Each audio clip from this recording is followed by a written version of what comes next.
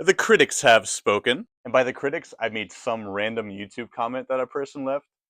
This sucks. Thing is, it's not even a bot, because not even the bots are that mean, but I don't think it sucks. Today we're going to be talking about the first album I released in college. We'll be talking about the good, the bad, and everything in between. Hopefully you can take some lessons from this and incorporate it into your own music creation journey. So I had 3 months to create an album, and the first thing I'll say is that setting deadlines is so helpful. Having that final day where I had to deliver something was a great foundation. And when you have that end structure, it really helps you figure out what's going to happen in between where you're starting and where you're finishing. The flip side is 3 months can go by very, very fast. And you think you can record all of this music, and then you start getting into the details of things, and you realize that a good song really requires a lot of attention. So at the beginning of these 3 months, morale was really high. I had all these songs I wanted to record, and it was time to put them into a recording software. I'm sure we all have experienced the feeling of taking a song from your voice memos or just a raw recording somewhere and putting it into Logic or Pro Tools. You listen back to it and you're like, wow, I sound bad. Like, I sound really bad. Now, my 21-year-old naive self was also like, I'm just going to record every instrument. I can play guitar. The bass guitar is just the top four strings of the guitar. I can figure it out. Sorry, bass players. I kind of know how to do drums. I can do some MIDI drums. I can use synths and all of this stuff, and I'll figure it out all on my own. As musicians, I think we all have this tendency to want to create something on our own, and we think we can do everything solo.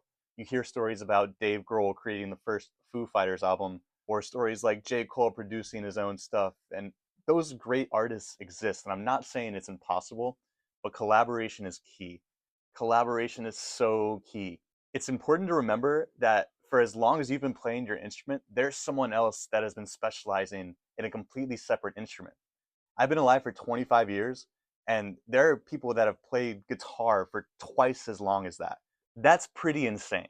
When you collaborate, you bring in other experts, and they're only going to make your song better. So my plan to create this album was I was going to get all the instrumental tracks done and then record the vocals after the fact. Now, to record the vocals, I worked with my uncle Jim, who's like the patriarch of the Moon family music tree. If you want to talk about great musicians, this guy's got it. He's one of those people that can play everything.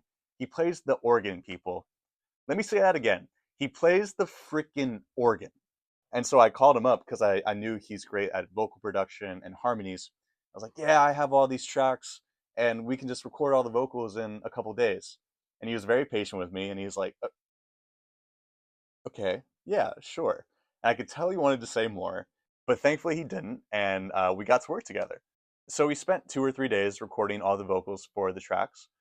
And the best lesson I took away from this creation process is that the lead vocal is key. I don't care if it's rock and roll, pop, R&B, rap, whatever it is.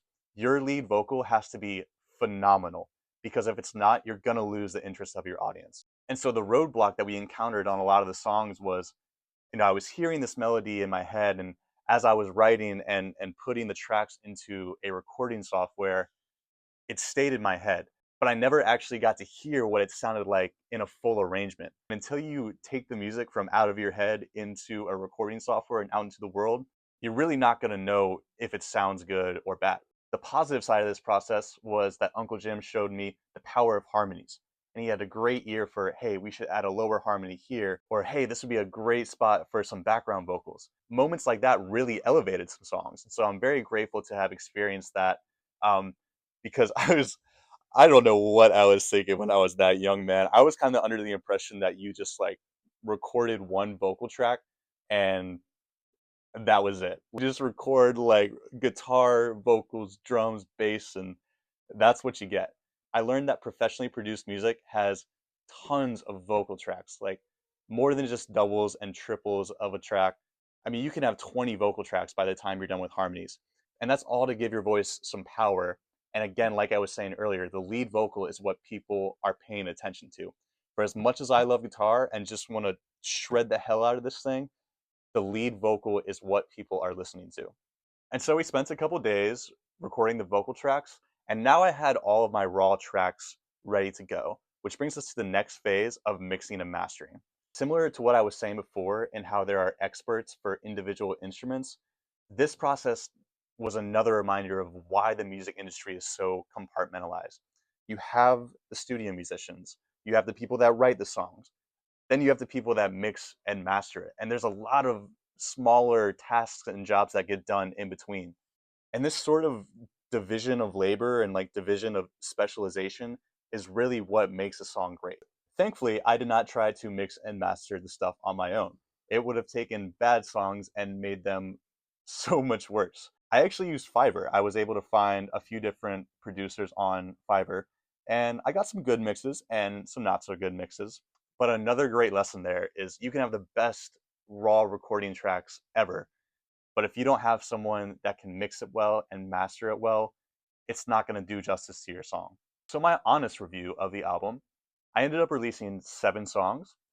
I think I went 2 for 7, maybe 2.5 out of 7. I think there are some really strong moments in other songs, but in terms of complete songs, there are 2 that I was very happy with. And one of those, I guess, got the review of "This sucks." So it's another great lesson there that as you write more songs, you're going to have more good ones. And not every single song is going to be a winner. Similarly, I had the experience of recording something and being really into it and thinking it was a great song, and then listening back a week later or a month later and being like, wow, this really doesn't sound good at all.